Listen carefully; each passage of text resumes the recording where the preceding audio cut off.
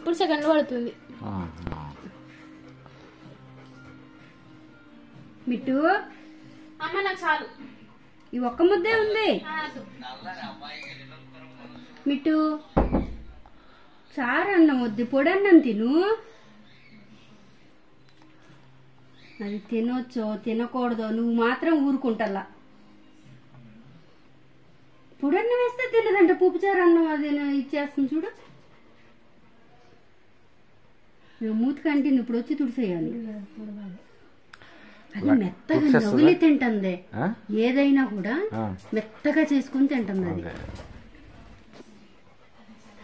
అది వచ్చేస్తుందా మళ్ళీ తుడిసేస్తుంది అది.